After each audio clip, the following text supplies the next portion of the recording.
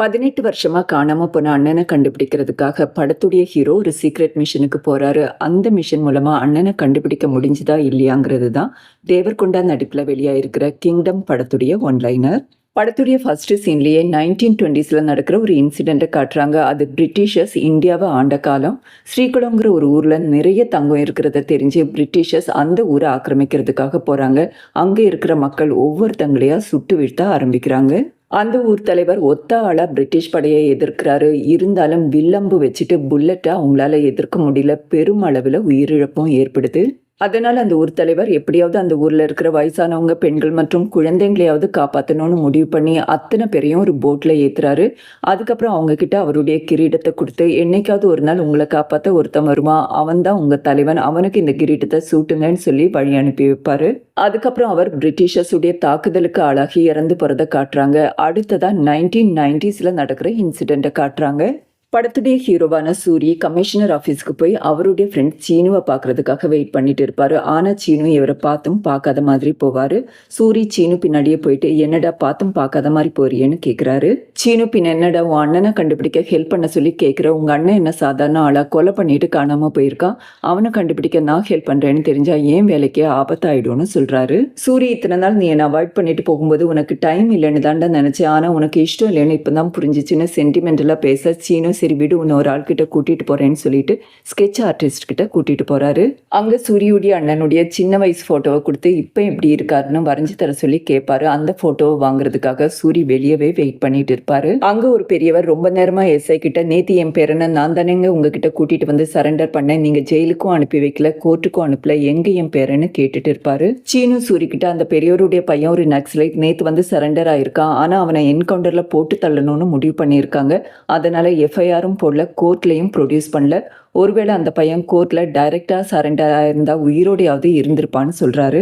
இதை கேட்குற சூர்யா அந்த பையனை அடிச்சு வச்சிருக்கிற ரூம் கிட்ட போய் ரூம் கதவை திறந்து விட்டுருவாரு. அதுக்கப்புறம் அந்த பெரியவரை அடிச்சுட்டு இருக்கிற சப் இன்ஸ்பெக்டர் கிட்ட வந்து பலார்னு 2 அறை விட்டுருவாரு. போலீஸ் எல்லாம் சேர்ந்து சூரிய பயங்கரமா அடிக்க ஆரம்பிக்கிறாங்க. பெரியவர் அவருடைய பையன் தப்பிச்சு வர்றத பாக்குறாரு. தன்னுடைய மகனுக்காக இந்த பையன் அடி வாங்குறானேன்னு ரொம்பவே ஃபீல் பண்ணுவாரு. சூரி திரும்ப அவருடைய ஊருக்கே போறாரு. அவருடைய அண்ணன் போட்டோ கூட வாங்க முடியல. அவர் வேலை பார்க்குற ஸ்டேஷனுடைய இன்ஸ்பெக்டரும் ஹெட் கான்ஸ்டபிளும் அவருக்காக அவருடைய வீட்டில் வெயிட் பண்ணிட்டு இருப்பாங்க. ஹெட் கான்ஸ்டபிள் சூரியுடைய மாமா தான். இன்ஸ்பெக்டர் சூரிய பார்த்தது, உனக்கு இதே வேலையா போச்சு, இனியாவது யாரையும் போட்டு அடிக்காம இருன்னு சொல்லி அட்வைஸ் பண்ணுவாரு. ஆனா சூரி அடிப்பேன்னு சொல்ல அவங்க அம்மா நேரா ரூம்ல இருந்து வெளியே வந்து பலார்னு ஒரு அறை விடுவாங்க. அடி வாங்கின வேகத்துல சூரிய அடிக்க மாட்டேன்னு சொல்ல இன்ஸ்பெக்டர், நாளைக்கு உன் பேர்ல என்கொயரி இருக்கு, ஸ்டேஷனுக்கு வந்து சேருன்னு சொல்லிட்டு அங்கிருந்து கிளம்பிடுவாரு. சூரியுடைய அம்மா அவர் மேல இருக்கிற கோவத்துல சாப்பிடாமே தூங்கிடுவாங்க. சூரியுடைய மாமா அவர்கிட்ட, அண்ணனை காணுங்கிற வருத்தத்துல தான் இப்படி எல்லாம் பண்றாங்க, உன் அண்ணன் கிடைச்சா எல்லாமே சரியா போயிடும்னு சொல்றாரு. சூரிய அண்ணனுடைய போட்டோவை கமிஷனர் ஆஃபீஸ்லேயே விட்டுட்டு வந்துட்டேன், அதை மட்டும் எப்படியாவது வாங்கி கொடுங்க, என்கிட்ட ஒரே ஒரு போட்டோ தான் இருக்குன்னு சொல்றாரு. என்கொயரி கண்டக்ட் பண்ணுறதுக்காக கமிஷனரே வந்திருப்பாரு. அவர் சூரி கிட்ட, ஏன் ஆஃபீஸ்க்குள்ளே நுழைஞ்சு ஒரு ஹையர் அஃபிஷியலை அடிச்சிருக்க, நக்சலைட்டை தப்பிக்க விட்டுருக்க, உன்னை சும்மா விடணும்னா அதுக்கு ஒரு வேலிட் ரீசன் சொல்லுன்னு கேட்பாரு. சூரி, நீங்கள் என்ன சஸ்பெண்ட் பண்ணிட்டீங்கன்னா நான் என்கொயரி கமிஷனை ஃபேஸ் பண்ண வேண்டியிருக்கும். என்கொயரி கமிஷன் கிட்ட நீங்கள் என்கவுண்டர் பிளான் பண்ணது சொல்ல வேண்டியிருக்கும். ஏற்கனவே உங்கள் மேலே 3 ஃபேக் என்கவுண்டர் கேஸ் இருக்குது. நெக்ஸ்ட் வீக் ஹியரிங்க்கும் வருது. இந்த இன்சிடென்ட் நீங்கள் ஃபேக் என்கவுண்டரை பிளான் பண்ணுறீங்கிறதுக்கு ஒரு பெரிய எவிடன்ஸாக முடிஞ்சிடும். அது உங்களுக்கு அகெயின்ஸ்டாக போகும்னு சொல்ல அதை கேட்டு கமிஷனரே ஷாக் ஆகுறாரு. அங்கே ஒரு ராய் ஏஜென்ட்டும் உட்காந்துட்டு இருப்பாரு. அவர் கமிஷனர் கிட்ட விட்டுடுன்னு சொல்ல சூரிய வெளியே விட்டுருவாங்க. ஆனால் அந்த ராய் ஏஜென்ட் அன்னைக்கு நைட்டே சூரிய மீட் பண்ண வராரு. அவர் சூரி கிட்ட, எனக்கு ஒரு சீக்ரெட் மிஷனுக்கு ஆஃபீஸர் வேணும், அந்த ஆஃபீஸர் நீதான் சொல்றாரு. சூரி, நான் ஒரு சாதாரண கான்ஸ்டபிள், என்னாலலாம் இது பண்ண முடியாது சார், நான் எதுக்காக பண்ணணும்னு கேட்க, உங்க அண்ணனை பார்க்கணும்னா கண்டிப்பா நீ இதை பண்ணி தான் ஆகணும்னு சொல்றாரு. அதுக்கப்புறம் அவங்க அண்ணனுடைய ரீசன்ட் ஃபோட்டோவை அவர்கிட்ட கொடுத்துட்டு, இந்த சீக்ரெட் மிஷனை உங்கள் அண்ணனை இங்கே கொண்டு வரது தான், அதனால் உங்கள் அண்ணன் வேணும்னா இதை கண்டிப்பாக பண்ணி தான் ஆகணும்னு சொல்ல அவரும் சரின்னு ஒத்துக்கிறாரு. சூரி வீட்டுக்கு வந்து அவங்க அண்ணனுடைய ஃபோட்டோவை எடுத்து பார்க்குறாரு. இப்போ ஃப்ளாஷ்பேக்காக காட்டுறாங்க. அவங்க அண்ணனுடைய பேர் சிவா. சிவாவும் சூரியும் ரொம்பவே க்ளோஸாக இருப்பாங்க. அவங்க அம்மாவும் இவங்க மேலே உயிரையே வச்சிருப்பாங்க. ஆனால் அவங்க அப்பா அப்பப்போ குடிச்சிட்டு வந்து 3 பேரையும் கண்ணா பின்னான்னு போட்டு அடிப்பார். ஒரு நாள் சூரிய ஆசையாக டாட்டு போட்டுக்க அதை பார்க்குற சிவா, ஐயோ அப்பாவுக்கு தெரிஞ்சால் பிரச்சனை ஆகிடுமேன்னு பயப்படுவார். அவர் பயந்த மாதிரி அவங்க அப்பா அதை பார்த்துட்டு சூரிய பயங்கரமாக போட்டு அடிக்க ஆரம்பிக்கிறாரு. அதோடு விடாமல் வீட்டுக்கு வந்து அவங்க அம்மாவையும் போட்டு அடிக்க ஆரம்பிக்கிறாரு. ஒரு கட்டத்தில் சிவாவால் இது தாங்கிக்க முடியாமல் அங்கே இருக்கிற கத்தி எடுத்து அவரை குத்தி கொலை பண்ணிட்டு அங்கேருந்து தப்பிச்சு போயிடுவார். அன்னையிலிருந்து இன்னைக்கு வரைக்கும் சூரிய அவங்க அண்ணனை கண்டுபிடிக்க எவ்வளவோ முயற்சி முயற்சி பண்றாரு. ஆனா எந்த பிரயோஜனமும் இல்ல. அடுத்ததா ஆஃபீஸ்ல அந்த சீக்ரெட் மிஷனை பத்தி டிஸ்கஸ் பண்றத காட்டுறாங்க. ஸ்ரீலங்காவில் இருக்கிற ஜாஃப்னா போர்ட் கள்ளக்கடத்தலுக்கு ஹப்பா இருக்கு. அங்க நிறைய காற்றல் இருக்கு. அதுல ஒரு காற்றலுடைய தலைவன் தான் ஓடியப்பன். படத்துடைய ஆரம்பத்துல காட்டினா அந்த பழங்குடி மக்கள் ஸ்ரீலங்காவில் போய் செட்டில் ஆயிருப்பாங்க. ஆனா அங்க சிவில் வார் ஆரம்பிச்சதும் அங்க மக்களால வாழ முடியல. அதனால அங்கிருந்து தப்பிச்சு பக்கத்துல இருக்கிற ஒரு தனி தீவுல செட்டில் ஆயிருப்பாங்க.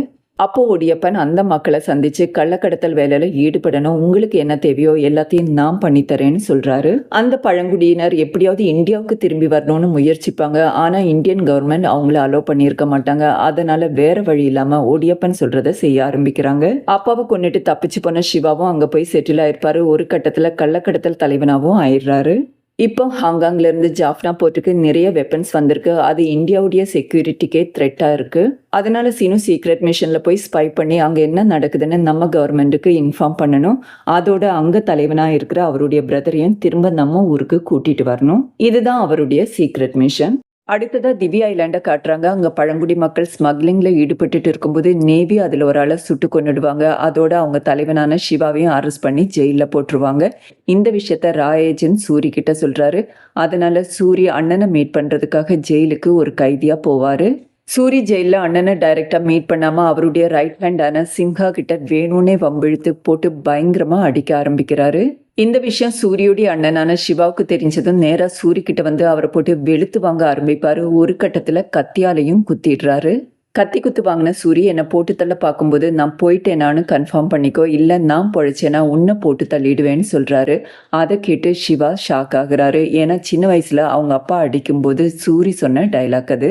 சிவாவுடைய ஆளுங்க சூர்யா அடிக்கிறதுக்காக கிட்ட வரும்போது சிவா அவங்கள தடுத்து அவனை எதுவும் பண்ணாதீங்கடா, என் தம்பி அவன்னு சொல்றாரு. அப்போ போலீஸ் அங்க வந்து சிவாவை இழுத்துட்டு போய் தனி செல்ல போட்டுறாங்க. ஒரு சில நாளுக்கு அப்புறம் சூரி சிவாவை போய் மீட் பண்றாரு. இத்தனை நாளா நீ எங்களை பார்க்க வரல, என்னதும் நீ செத்து போயிட்டு இருப்பேன்னு நாங்க நினைச்சோம். ஆனா நீ உயிரோட இருந்தும் எங்களை பார்க்க வரல, அதுக்கு என்ன காரணம்னு கேக்குறாரு. சிவா அதுக்கெல்லாம் காரணம் இருக்கு, அதை நான் உங்ககிட்ட சொல்றேன். ஆனா இந்த இடம் உனக்கு செட் ஆகாது, நீ என் கூட இருந்தா உனக்கு ஆபத்து, அதனால ஊருக்கு போய் அம்மா கூடயே இருன்னு சொல்வாரு. ஆனா சூரி அம்மா உயிரோட இல்ல, அம்மா இறந்து போய் 2 வருஷம் ஆகுதுன்னு போய் சொல்றாரு. அதுக்கப்புறம் சிவா இன்ஃப்ளூயன்ஸை யூஸ் பண்ணி வெளியே வராரு. அவர் வெளியே போகும்போது சூரி கிட்ட உனக்கு பெயில் ஏற்பாடு பண்ணியிருக்கேன், சீக்கிரம் வெளியே வா, நம்ம மீட் பண்ணுவோம்னு சொல்லிட்டு கிளம்புவாரு. சூரி ரிலீஸ் ஆனதும் அட்வொகேட் அவர்கிட்ட நேரா ஜாஃப்னா போர்ட்டுக்கு போயிட்டு அங்க சிம்ஹா வந்து உன்னை சிவா கிட்ட கூட்டிட்டு போவாருன்னு சொல்றாரு. அதனால அவரும் நேரா ஜாஃப்னா போர்ட்டுக்கு போய் சிம்ஹாவை மீட் பண்றாரு. அப்போ அங்க ஒரு பொண்ணு பிரசவ வலியால துடிச்சிட்டு இருக்கிறத சூரி பாக்குறாரு. தீவி ஐலாண்டை சேர்ந்த பொண்ணு தான் அது. அந்த ஊர் பொண்ணுங்களுக்கு ஜாஃப்னாவுக்குள்ள நுழையிறதுக்கு அனுமதி கிடையாது. ஆனா ஹாஸ்பிட்டல் ஜாஃப்னாவுக்குள்ள தான் இருக்கு. சிண்டிகேட்டா சேர்ந்த ஆளுங்க அந்த பொண்ணு உள்ள நுழையக்கூடாதுன்னு சொல்லி தடுத்து கரையிலேயே படுக்க வச்சிருப்பாங்க. ட்ரக்ஸ் சிண்டிகேட்டை சேர்ந்த ஓடியப்பனுடைய 2வது மகன் முருகன் அங்கே வந்து ஊருக்குள்ளே பொண்ணுங்க நுழையக்கூடாதுன்னு தெரியாதா, எதுக்கு இங்கே கூட்டிகிட்டு வந்தீங்கன்னு அவங்கள பிடிச்சி திட்டிட்டு இருப்பாரு. அப்போ அங்கே இருக்கிற ஒரு லேடி டாக்டர் அந்த பொண்ணுக்கு பிரசவத்தை பார்க்குறாங்க. அங்கேயே அந்த பொண்ணுக்கு ஒரு அழகான ஆண் குழந்தையும் பிறக்குது. குழந்தை ஆணுங்கிறதுனால நேராக ஹாஸ்பிட்டலுக்கு கூட்டிகிட்டு போயிடுவாங்க. அந்த பொண்ணை திரும்ப தீவுக்கே அனுப்பி வச்சுடுவாங்க. ஸ்மக்லிங்க்கு போகிற ஆம்பளைங்க அவங்க வீட்டில் இருக்கிற பொம்பளைங்களை நினச்சாவது ஒழுங்காக வேலையை முடிச்சுட்டு திரும்பி வரணுங்கிறதுக்காக தான் சிண்டிகேட் பொம்பளைங்க ஊரை விட்டு வெளியே போகக்கூடாதுன்னு ஒரு ஆர்டரை போட்டிருப்பாங்க. சூரிய அந்த தீவுக்கு போகிறாரு. புது மக்கள் யாரும் அந்த தீவுக்கு வரதை அந்த ஊர் மக்கள் விரும்ப மாட்டாங்க. அதனால சூரி வரதும் அவங்களுக்கு பிடிக்கல. சிவா அந்த ஊர் மக்கள் கிட்ட சூரி வேற யாரும் இல்லை, என் தம்பின்னு சொல்ல ஊர் தலைவர் சூரி கிட்ட நீ வேணும்னா அவனுக்கு தம்பியா இருக்கலாம், ஆனால் எங்களுக்கு யாரும் கிடையாதுன்னு கட் அண்ட் ரைட்டாக சொல்லிடுவாரு.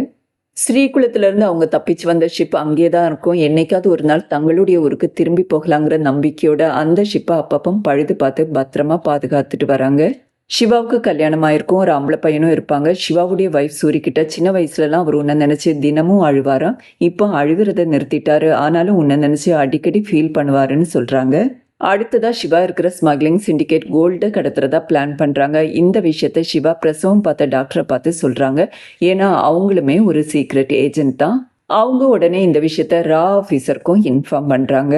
ஆர்மிக்கு ஸ்மக்லிங் நடக்க போற விஷயம் தெரிஞ்சதுனால ஸ்மக்லிங் நடந்துட்டு இருக்கும்போது அங்க வந்து அட்டாக் பண்ண ஆரம்பிப்பாங்க. அதனால கோல்டு பிஸ்கெட்டை அங்கேயே விட்டுட்டு எல்லாரும் தப்பிச்சு போயிடுவாங்க. இதை தெரிஞ்சதும் சிண்டிகேட் தலைவனான முரளி, ஓடியப்பன் எல்லாருமே ரொம்பவே டென்ஷன் ஆவாங்க. அந்த கடத்தலுக்கு போன ஆளுங்களை கூட்டிட்டு வந்து டார்ச்சர் பண்ண ஆரம்பிப்பாங்க. உங்களில் யார் ஆர்மிக்கு விஷயத்த சொன்னது, உண்மை சொல்லுங்கன்னு கேட்டு கொடுமைப்படுத்துவாங்க. முருகன் அதில் ஒரு ஆளை கொலையே பண்ணிடுவான். சிவாவுக்கு இந்த விஷயம் தெரிஞ்சதும் பயங்கரமே டென்ஷன் ஆயிடுவாரு. நேராக சிண்டிகேட்டுக்கு வந்து, இப்படி எங்களில் ஒரு ஆளை அநியாயமாக கொண்டுட்டீங்களே, நாங்கள் வேலை பார்க்குறதெல்லாம் உங்களுக்காக தானே, எங்களை இப்படி பண்ணலாமான்னு கோவப்படுவார். ஆனால் சிண்டிகேட் தலைவன் முரளி, எங்கள் கோல்டு எங்களுக்கு வந்தாகணும், இல்லைன்னா யாருமே இங்கேருந்து போக முடியாதுன்னு கட் அண்ட் ரைட்டாக சொல்லிடுவார்.